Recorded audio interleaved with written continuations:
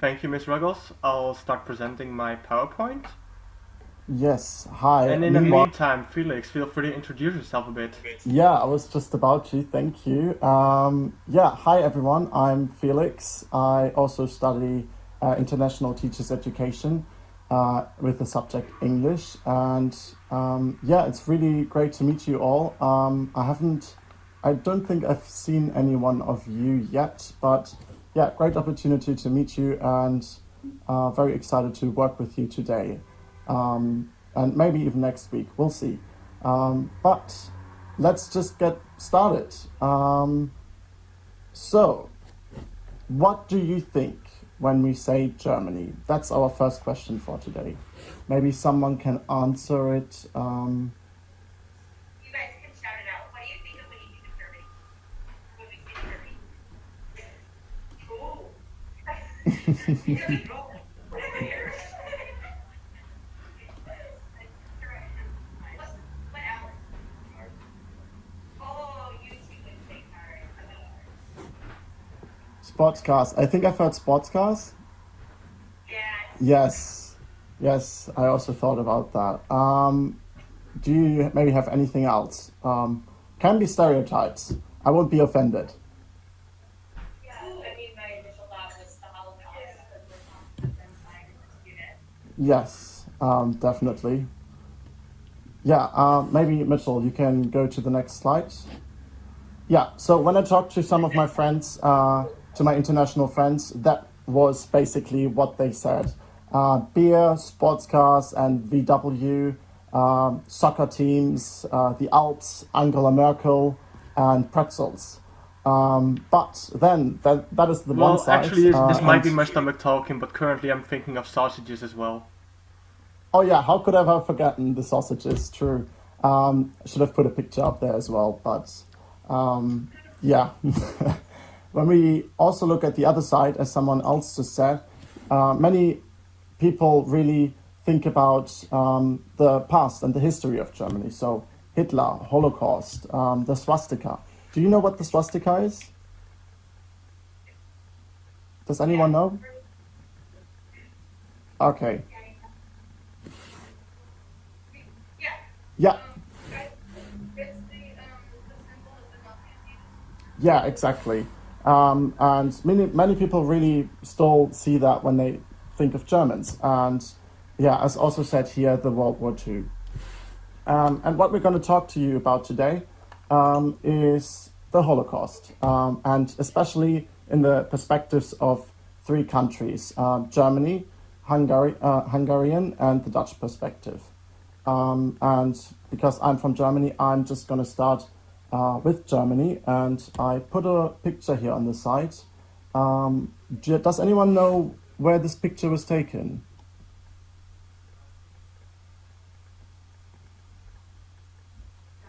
No? That's fine. This picture was taken in Auschwitz, and it has the little banner on the top, and which says "Arbeit macht frei," translated to "Work frees you." Yeah, it is obviously not the case. As you maybe know, Auschwitz was concentration camps for Jews and other minorities, and yeah, so this picture was taken there. Let's talk before we start about some bits of the history and the perspectives, a little bit of the numbers of the Jews that were living in Germany in 1939. That was about 500,000. And the number of Jews that were murdered during these times were 160,000 to 180,000. And when we look at the total number of the time, it was 6 million. So let's look a bit to the history and how things evolved and how this happened. How were so many Jews killed during this time? How did it evolve? In 1933, the active persecution policy by the Nazis were in place, and the Nazis took over. And from that point, Jews started escaping the country. And then in 1936, the government put rules into law that Jews were not allowed to work in education anymore or any other professions. So they really took away the opportunity for Jews to, show representation. And and then we get to 1939, the start of the war, and in 1941 the deportation of the Jews started. And when we look at the year 1942, we can see the peak of the Holocaust, where 1.5 million Jews were killed within 100 days, from August to October. An awful number here. But then at the 2nd of September 1945, we get to the end of the Second World War. So I have a question for you here. What do you think is the German perspective of World War II and the Holocaust today, after what I've just told you? What do you think people think of it today? Ms. Ruggles, maybe you can assist picking some students. I can't see the class right now, unfortunately. So, what do you think is there? So, Germans' perspective of World War II and the Holocaust. Obviously, I'm not saying ask a German, right? But what do you think they think of it? Ben, what do you think? I think they have like a similar perspective that we didn't was good. Is how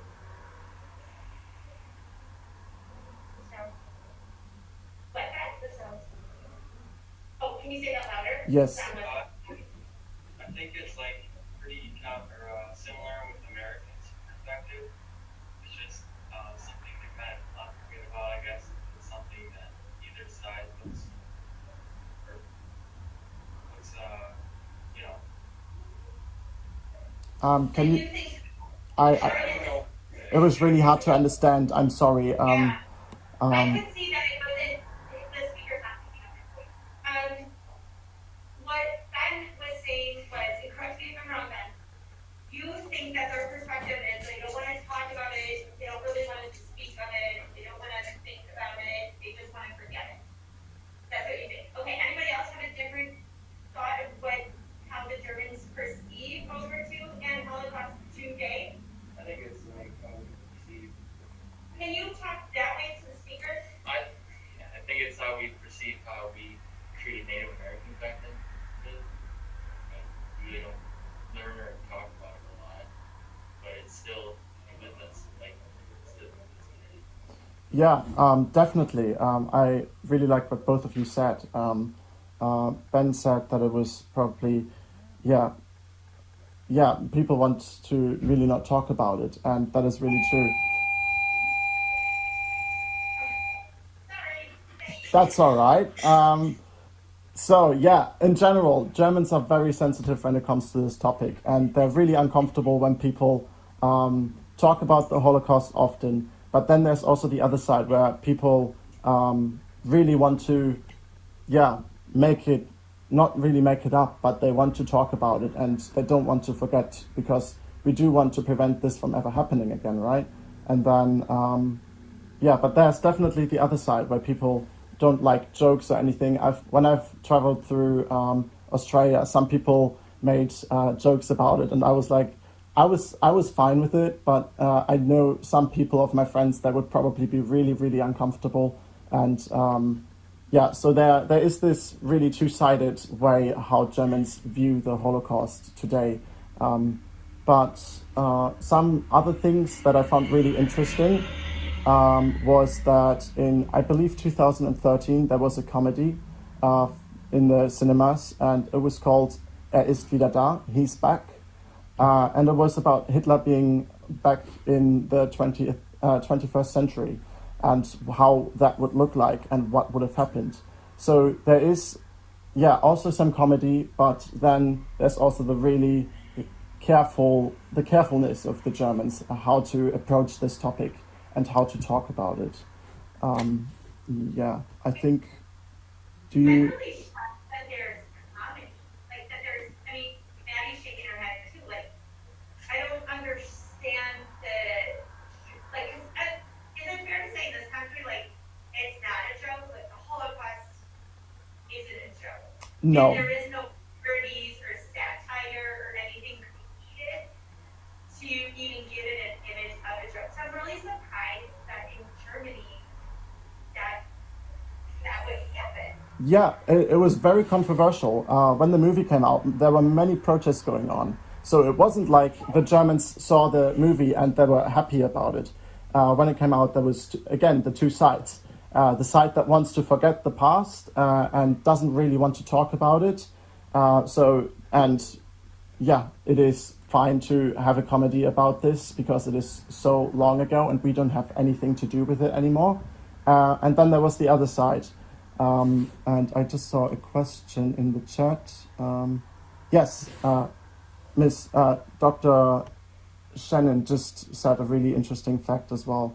The swastika is illegal in Germany, so you're not allowed to show it anywhere. Even in the schools, it is a little bit difficult when you do history classes. For example, in history books, it is fine, but when you create a poster or a visualization of the Holocaust, it is very problematic to put the swastika somewhere. And also in the movie, it was shown often. So it was very problematic, but Germans also tried to make it accessible for, I would say, younger children, or tried to do that. It's very debatable if they did that. But yeah, I found it was very interesting that they released that movie in 2013. Yeah, so Felix, Yeah. I actually asked you this question earlier, but why do you think that some Germans still feel responsible when it comes to this, even though it's generations ago already? That's a good question, and yeah, I think it's because it's so close. I mean, I I have grandparents that were involved in the war, and it's just something that we really need to talk about. And I think that Germans feel responsible because we want to prevent this from happening again. We want to talk about this and be as respectful and sensitive as possible. And because there is this stereotype of Germans still being Nazis, basically, I think that Germans often are very careful with what they say and also how they view the Holocaust. Yeah, like you mentioned your grandparents, and I can recall a story of my own that my grandma, she was alive during the war, and when the country was finally freed, a Canadian soldier actually gave her some bread, and until the day of her death, she could still taste it when she thought about it. Yeah. So, and Okay, sorry about yeah, I believe that these first-hand stories are also part of this, why we feel still so close to what happened. We have family members that lived through this time, and them talking to us about it probably makes it very, very close and not distant at all, which is why we probably still feel responsible often for it, Germans. Do you feel that the German people, especially the ones that fought for Germany, do they feel like a sense of remorse? Do they reflect on World War II and like they were on the wrong side of history, or do they still strongly believe that they did the right thing? That's a really complex question because there are so many reports and interviews with people from that time, and there are many different sides. I've seen all kinds of answers where some people still believe that what they did was right, and then other sides where people believe that what they did was just to survive, and then other sides where they said they had no control but there is also definitely remorsefulness in the stories of some people. So it is not really one answer that there is, but many different sides. Yeah, of course, some people were just doing their job, they were doing what they were told, so they couldn't really say no. Yeah. If A lot. It is basically it takes most of the time in history classes, but also in other classes. So it is definitely taught and talked about from an early year on in schools, um, and I think we are getting there. For a long time, it wasn't as discussed as it is nowadays, but I would say that from my experience, we talked about it a lot, and yeah, from a really young age on. Um, So I think we can move on to the next country, perhaps. yeah, maybe does anyone else have any other questions about Germany? Yeah, cool. Good. Great. So now we're moving on to Hungary, and even well, this is not going the way I wanted. Hold on. There we go. The numbers. So there were quite a few Jews in the country, over 825,000, and 434 of them were murdered. The country itself was occupied from 1944 till 1945, but it only started deporting Jews in 1944 when they were finally occupied. However, they did actually side with Germany at first.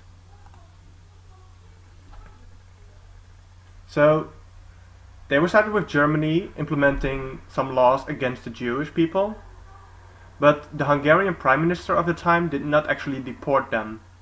And to Germany, this was a sign of Hungary perhaps trying to make peace with the Allies, and they didn't want this, of course. So, in April of 1944, they decided to invade the country. And this is when they actually started the deportation of Jews. Shortly after this, the Allies actually bombed Budapest, and here you can actually see Budapest after the bombing. It's quite in ruins and it hasn't changed much today. This did, however, put a halt in deportation. So, at least the bombing was not for nothing because it put a stop to it, but only temporary, unfortunately. And of course, it's a drastic measure to take, and definitely not a fun one. But it did actually put a stop to it for a moment.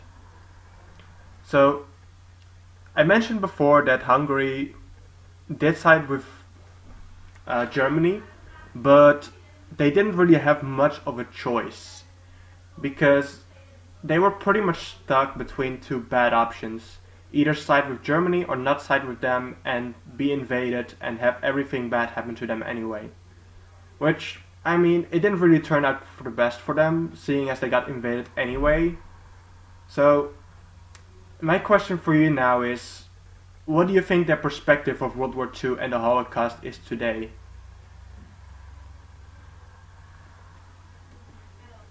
Seeing the numbers for me was kind of jarring, knowing that over half of the Jewish population in Hungary were killed in the Holocaust. That's really crazy to me, especially because they're only recorded for a year.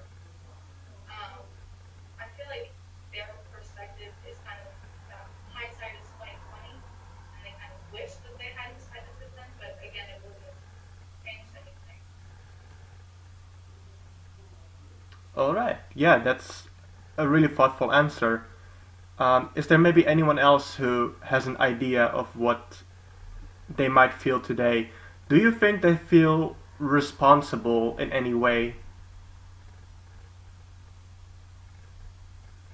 I think that it would be difficult for them to remove responsibility because, regardless of the position they were in, they still sided with Germany and contributed to it. That's true, but let's take, for example, a soccer match, or, well, in the Netherlands we have soccer, but you have football, so let's say we take a football match, and you don't know the teams, but one of the teams is 1 point ahead. Who do you root for? Of course, most people will just say, I'll just root for the team that's 1 point ahead. And I think that Hungary did the same thing. They thought, Germany is ahead, let's just side with them, because that might be the less horrible option. Does this make sense to some of you? Yeah, I think that that makes sense. Did the people of Hungary know that when you were deporting Jews that they were being killed at the level of what they were? I think so, because I think around this time there was already some kind of knowledge about that. Like, this is the later part of the war, and they started deportation of Jews in 1941. So I imagine most people knew. There might have been, of course, some people who didn't know or just wanted not to know anything about it. So what we're realizing as we're studying the genocide as a plan, we're realizing that uh, the oftentimes the people in power, which in cases is the government, are very good at different kinds of propaganda to get others to go against one group of people. So how did Hungary do that? It's getting the Hungarian people to turn on Jewish people. Well, I'm not sure how the Hungarian people would turn on the Jewish people, but what I believe is because, like I mentioned before, there were only laws against Jews, but they did not deport them. So perhaps they knew that if they were deported, they would be killed. So I think that Hungary decided, let's just make laws against the Jews to keep Germany happy and avoid an invasion, but not actually kill them. Like, this is what I'm thinking based on the research I have done on this topic. But of course, there could have been some whole other reasons that we don't know about, of course. Like, governments are not always as honest as they should be either, so you never know. Are there still any questions? Any of the students who want to say anything about their possible perspectives?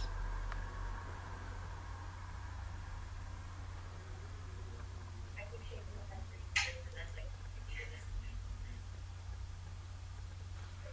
Alright, so honestly, I cannot see you anymore right now, so I don't know if anyone's raising their hand.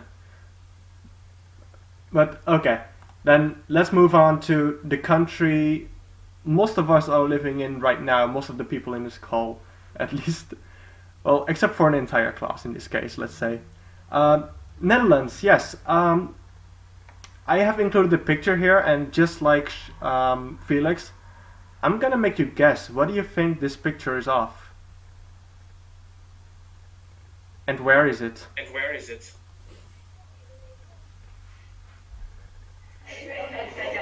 think diary. Yeah, they come out. Yes, it's the Anne Frank house, and we'll go into her story shortly, but in a moment. First, we're gonna go over some numbers again, and then we'll get there. So, the amount of Jews in the country itself were 140,000, which is not a lot compared to the other ones we've seen so far.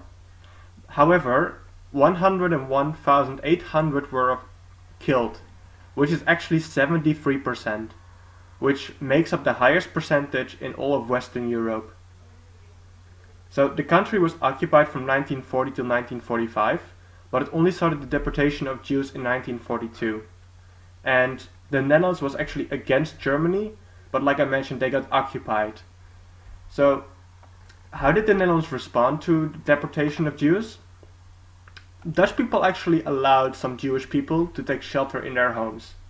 So they were kind of helping them out by having, for example, a bookcase with a room behind it, which, popular story, Anne Frank, who spent a lot of time, she's actually a German refugee in Amsterdam, living behind a bookcase in this here house. However, not all Dutch people were so friendly to Jewish people. There were actually a lot of traitors in the country, and in Dutch we call them NSB, which translated would be National Socialist Movement. So these people were secretly working for Germany in hopes for money or maybe work there, moving to Germany, pretty much anything that would benefit them. Not saying they all got paid, but they were promised a lot of things by Germany, and they actually, well, betrayed the actual Dutch people by, for example, telling the location of where Anne Frank was hiding. So in 1940 there were actually a lot of protests against the persecution of Jews. After that there were also a lot of riots, and every month new regulations were and measures were taken against Jewish people since these riots. So things got stricter and stricter really fast. So today, what do you think their perspective is of the World War II and Holocaust?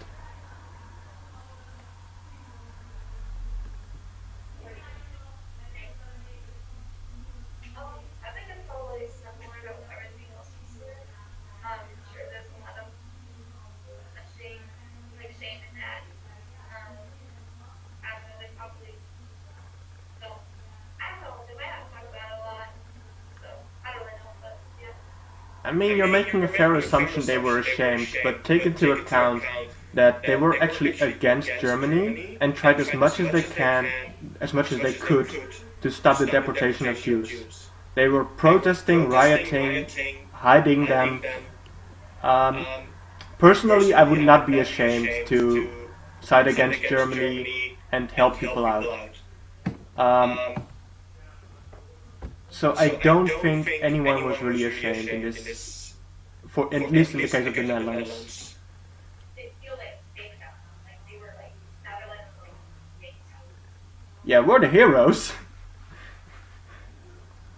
We were the invaded heroes, but we were the heroes. Um, Anyone else, maybe? I definitely agree with what you've already said. I think based off of these three specific countries, at least, they definitely have a unique perspective in that they were more willing to help the Jewish people, and that even though they were involved in the Holocaust, it was involuntary.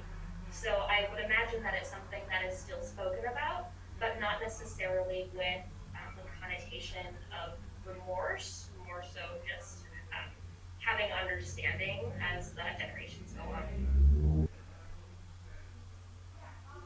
Yeah, that I would say the same actually. That's 100% true.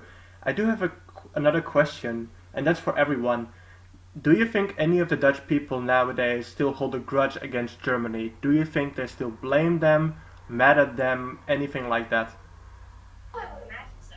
I mean, their country was invaded, and then 73% of one of their populations was entirely wiped out. So I would imagine that there would be some tension there. Yeah, that is a fair assumption, but seeing as I'm actually doing this class together with a German person as a Dutch person, I personally hold no grudges. Don't worry, Felix. And honestly, I don't know anyone who's Dutch who actually still holds a grudge against Germany. Maybe if we're talking like 2 generations ago, like my grandparents perhaps, they actually did not hold a grudge against them, but I could understand why they would. Yeah, Um, I also found it really interesting. We talked about this a little bit before this class, how this might have affected the relationships between the Netherlands and Germany or any other countries opposing Germany in the war. But I think we came to the conclusion that overall there's not really a big grudge anymore that is held against Germans. And I also find this surprising sometimes a little bit, but then we also need to remember that obviously many people understand that this is definitely a different time today and a new generation, and that the people in the past yeah, not that far away, but like still, yeah, somewhat distant. yeah, um, we did indeed talk about this beforehand, and I think I also mentioned that a lot of Dutch people still go to Germany for holidays. German people go to the Netherlands all the time, and there aren't even actual borders. I would Yeah, say, many like, of course Germans there are actually. borders, but there's no one actually checking there. Every time I've gone over the border, there's no checkup whatsoever. It's like You're free to go into this country. It's all good. And the only time the Netherlands and Germany are in a rivalry, it's about soccer, I would say. Um, One last note I actually wanted to make about their current perspectives is that we do have 2 days of the year, the 4th and the 5th of May, when we do actually commemorate the war. So on the 4th, we actually have Commemoration Day, which is for remembering everyone who died in the war. Whether we've known them or not, we commemorate them. So at 8 p.m. on 4th of May, we actually have 2 minutes of silence. Nothing's going on. Everyone, even driving on the road, will stop their car and take 2 minutes of silence. This is actually a very beautiful ceremony because we also have a ceremony with it where they light candles and put down flowers for everyone who has passed away during these 5 years of suffering. And the 5th of May is Liberation Day, so we just celebrate that day we were no longer occupied by Germany. And that is it for the Netherlands. However, we still want to cover a few perspectives, so tell us what your perspectives is. So, we also have Sean, Sarah, and Dr. Shannon in this call. Perhaps they could also maybe write something in the chat. While Miss Ruggles, maybe some of your students can talk about it. Sure. So what is your perspective? And I guess in sense, your perspective is what our country has shown you of World War II or the Holocaust. So what is your perspective? Okay, well, I guess from me going through my school years and stuff like that, it's like, I feel like they focus on the Holocaust as Germany only, not any of the other countries involved. Yeah. Which that kind of, because then I saw those numbers and it's like really, like they were affected more than anything else. So I just feel like we focus more on Germany itself, sadly. And that's just what we're taught. Yeah, I agree with you. That it's a really good perspective. So when you guys said something about the European perspective, we completely only talk about Germany. And sorry, Felix, but this idea of like the propaganda that the Nazis and like the hate filled towards this group of people. And so it was interesting that there are so many countries involved in this, right? But we isolate Germany. And Maddie's shaking her head here, like that was really insightful. I didn't think about that until they did it. All right, another perspective. Or reiterating from Cody. I actually have a question. Do you have any students who are not American and know a bit about their home country, their perspective? Is anybody in here not originally American? Huh. We are all American. We are all a whole bunch of mutts Americans. Yeah, no. Interesting. Alright, so I did see that a few messages have been put into the chat. However, my chat doesn't seem to be loading. So, Felix or Miss, could one of you read it out? Okay, Dr. Shannon said that I think Germany has done a lot with public monuments and education to try and bring awareness, much more than what American schools do in studying about Native American history. Yeah, I can only talk about what I know about Germany, but I do believe that this is true. Germany has tried to really put the focus on education and also to bring awareness. For example, in Berlin, there's a big part in the inner city where there's basically a huge monument that is there to remember and bring awareness for the Second World War and the Holocaust. And it really takes a big amount of space in the center of Berlin, and it is something that you will definitely walk past when you go to Berlin. So Germany has been trying to do a lot to bring awareness. I can agree on that. That is something that I considered when we were talking about this as well. I think it's fair to make the assumption. Obviously, I'm not going to claim to have a whole lot of previous knowledge about Germany, but I did have a general understanding of how they have a better process in handling the Holocaust, whereas here in America, we tend to minimize the more harsh aspects of our history, especially Native American history, but I would argue we do the same thing to slavery, such as like putting those images in black and white in history books and acting like it happened a long time ago, when in fact it was quite recent. So that is definitely a difference in those two countries. Yeah, very interesting. Yeah, I have to agree with Tatum on that and Dr. Shannon. And I think about like our history books really don't talk about the genocide of our Native Americans or what we did to Japanese Americans during World War II, which we put them in relocation camps in this country. Like, we do not talk about it. And Felix, I have gone to your home country, and I think that's what Germany does so well, is owning their past. So it never happens again. And that's what I think we struggle here in America, is owning our past. And a lot of our kids do not know our ugly history. And I think Germany does such a great job to avoid them ever having something.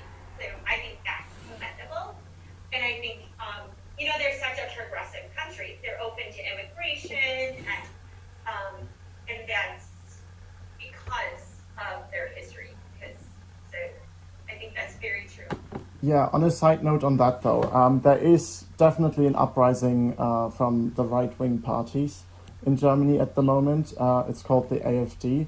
And while there is definitely a lot of awareness and education programs that happen in Germany, there's also this constant fear that people might, basically forget about this.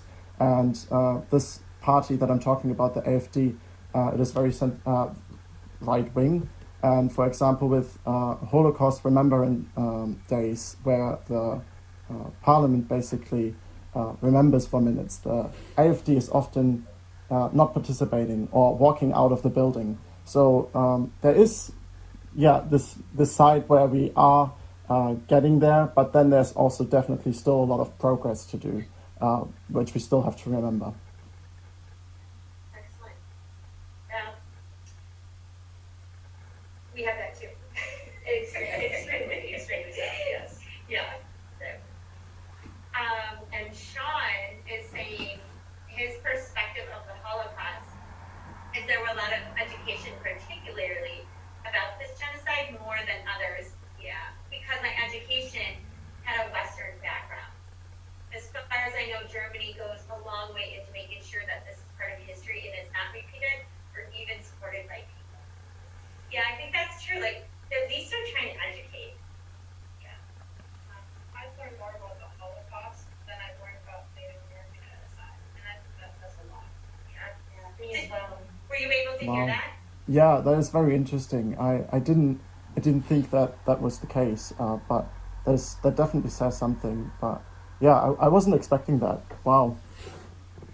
So, you know what, Maddie, that's a really great point. I have one of the Native American articles out on our kitchen table, and my 10-year-old son is like, what is this? And I'm like, oh, this is for my social justice group. So we're learning about this. And I started just telling him about Andrew Jackson's speech, and that's what it was, the speech. And he's like, wait a minute, my 10-year-old had no clue, he's in grade 5, about the relocation of Native American people. But he could tell you a whole lot about the Holocaust because they're taught that starting like in grade 3. And I thought that was really interesting. So when Maddie said that, that reminded me of that speech, this conversation with my own child who doesn't know his own American history, but we're quick to teach him about another country's yucky history, right? Yeah, I think that's very commonplace in American culture to talk about the downfalls of other countries while minimizing our own. I would argue that that's also just the perpetuate the propaganda that we're the greatest country in the world when all of our number one statuses are not for good things. But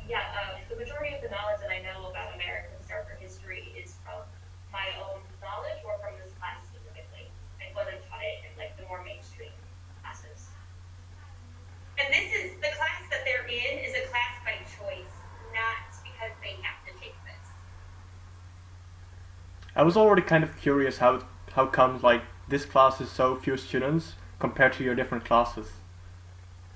Yep, that's fine. And half of the class graduated early because they were grade 12 and they quit this year because of COVID. But yeah, this is a this is a class by choice, not the other classes that you're in with me are a forced class. It's a required. This is by choice. I just want to say that students made a good choice. And then Sarah wrote, this is interesting. So Sarah's from Italy. That's her home country. My grandma experienced the war and she's still traumatized. Obviously, she cannot stand the sound of popping balloons because they remind her of the bombs. Oh, that's hard to read. Unfortunately, she still has a very negative opinion on Germans because she didn't have the chance to come in contact with any German other than the soldiers during that time. Yeah, interesting. That's very unfortunate. It's unfortunate, but I can somewhat understand this view because if you don't have any other contact, then the only thing you remember is what you experienced. So yeah, Oh, interesting, Sarah. Sarah just wrote in the chat, and she loves Americans because they saved everyone. My students can read this chat, so that's great because Dr. Shannon was responding. Kind of the same experience I had in Germany. She felt the same, that they're just very aware of their history. And they love Americans because they saved everyone. That's so interesting. yeah, and also Germany is basically the same. After the Second World War, America helped Germany to get back to a point where it was a functioning country again. So Germans also often still view as Americans as people that help them out of the misery, which I find is also really interesting. I'm not sure how many minutes do we have left. We have what, 7 kids? Six. Six. All right, then I would say let's round this up. We wanted to leave you off with some literature ideas. These are all about World War II. Of course, most of these are about the Holocaust itself. We actually had to read Maus. I have it right here. We actually had to read this for our literature class. And it's a really interesting book. It's a graphic novel. So if you don't like pages with words and words, this is more like a comic book. So it's very interesting, very different. And some of these have also been turned into movies. Yeah, you've probably heard. You've maybe heard of the Boy in the Striped Pajama. It was also a really big movie, and the book is also very, very, beautifully written. Oh. So all the kids shook their head on the boy in the striped pajamas. And interestingly enough, Tatum said her middle school class had to watch it. They were required to watch the movie. But again, goes with that idea, like, we're not required to watch, like, Manzanar, which talks about a relocation camp of Japanese Americans, which my students probably have no idea what I'm talking about. So I guess I got some history teaching to do myself. But we put Japanese Americans at World War II after we were bombed. Pearl Harbor was bombed. We put Japanese Americans in the West Coast. We forced them into relocation camps, mostly in the Texas, Oklahoma area. But we don't teach that. That's an ugly American truth. Yeah. Interesting. Mouse. I'm going to have to look for that. I'll let you guys know if we have that in our library. Because I'm interested. I don't know that one. Yeah. It's by Art Spiegelman, and it's actually the Jewish people are portrayed by mice, whereas the Nazis are portrayed by cats. So you can probably see the mice at the bottom, and the cat Hitler at the top.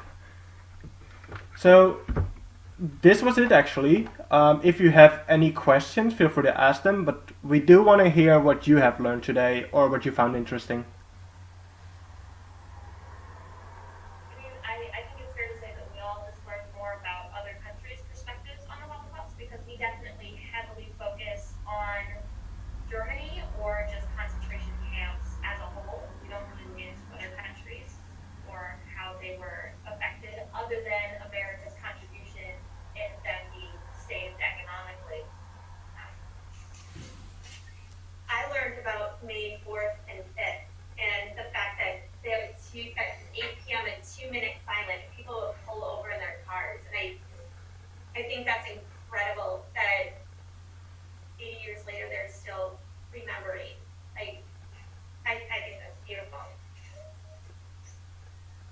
Yeah, maybe someone else. Yeah. Ben, what did you learn? Like how you already said, like about other countries, especially like I applied about the different countries being called non-national. Yeah. Were you able to hear Ben? Yeah. Okay, good. Jake? Um, yeah, just that. I mean, we don't really learn all the facts, so it's kind of nice. Because we don't. I haven't heard half of them. Yeah. That was also interesting, like Sarah's grandma, like how that's like that stereotype of one nationality, which, hey, that's alive here, right? We have a big, significant Asian hate crime problem right now in our country due to COVID, which is like ridiculous, but it's the stereotype, right? It's the propaganda was spewed and it's been put in the mind. So I think that's, Sarah's grandma's experience. Anybody else? Miss Olivia? Anything you take away? Yeah. Yeah. Thank you, Mitchell and Felix. I think it's, I was really glad to hear that like everyone learned something new today. Yeah. yeah. I did too. Oh my God. Like when you guys told me a European, I thought this was really great because I feel like I only have the American perspective on Germans. And like I said, being able to travel to your amazing country, Felix, like we loved it when we were there. We went for Christmas a couple years back in Munich and got to visit all the Christmas. But they really were amazing. Like Germans are just so kind. But there's little markers of the country to really say, like, this is our history. We're not proud of it, but we're going to own it. And I thought that was great. All right, well, see, the bells just rang, so my students are leaving. So thank you very much for really powerful. Yeah. Yeah. Thanks everyone. Yeah, thank you Have a everyone great and day. enjoy your weekend.